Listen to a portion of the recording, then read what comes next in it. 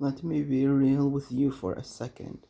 If you work in a toxic environment, you already know what I'm about to say. You feel it in your chest on Sunday night. You feel it in the pit of your stomach when you walk through the door. You feel it in the way your shoulders tense up, the way your sleep gets worse, the way you've started to believe that this is just how work is, that it's supposed to be like this, that you're the problem. You're not the problem, and I want to talk about what actually works when you're stuck in a place that's slowly draining you. First, let's be honest about what a toxic workplace is, because it doesn't always look like what you think. It's not always the screaming boss, sometimes it's the quiet one, the one who never gives feedback but always finds fault, the one who moves the goalposts, the one who makes you feel like nothing you do is ever enough.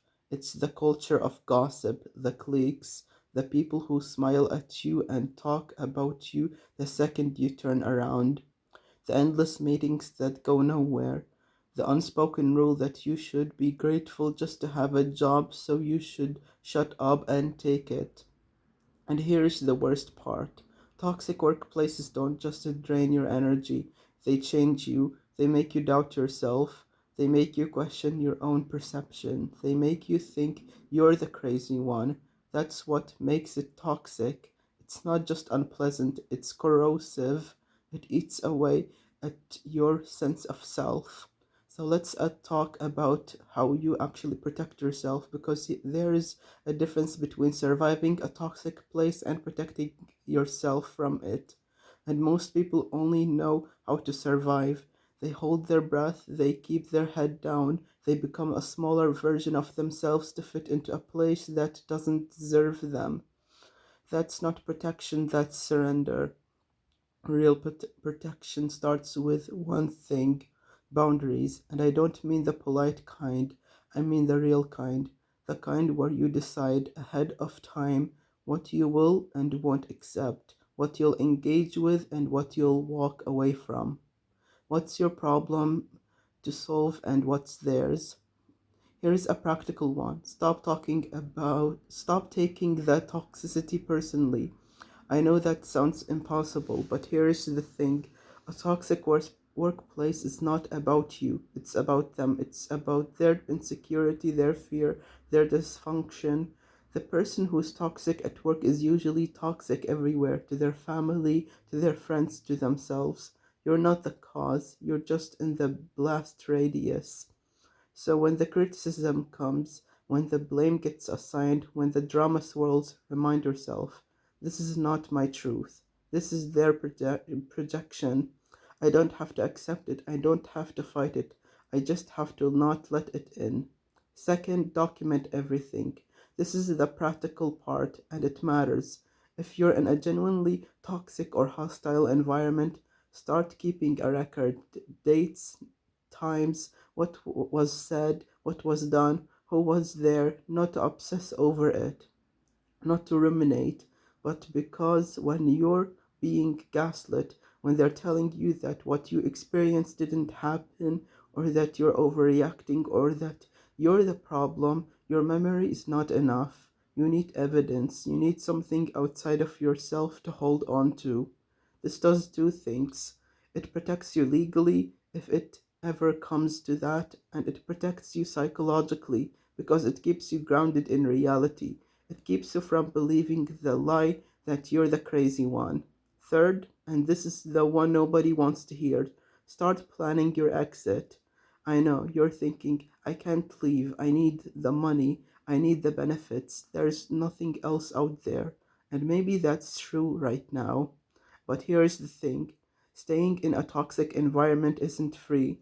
You're paying for it every single day with your health, your sleep, your peace, your sense of self, and that cost compounds. It doesn't stay the same, it gets worse. So you don't have to leave tomorrow, but you do have to start building the door, update your resume, start quietly looking, reconnect with your network, save what you can, build your skills, not in a panic, in a plan.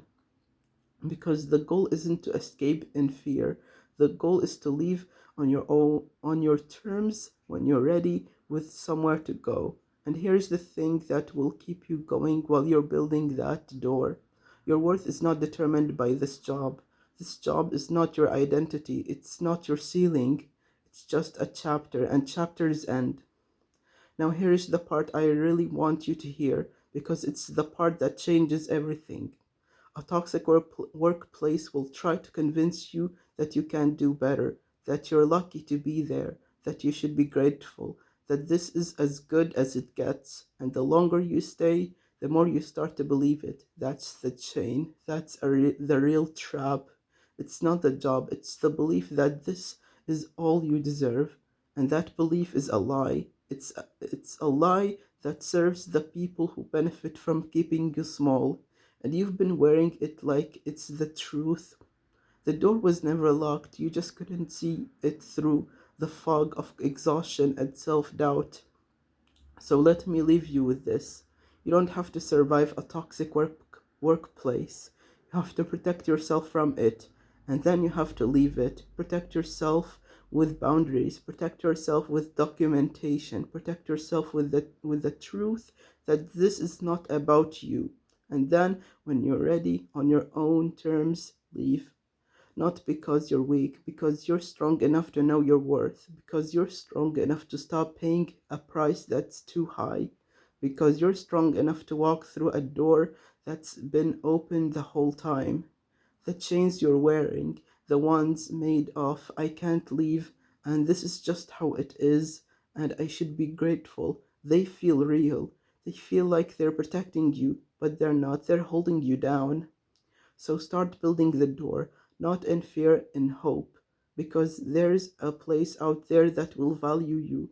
There's a place that won't drain you. There's a place that deserves you, and you'll find it, not because you're lucky, because you decided you were worth it.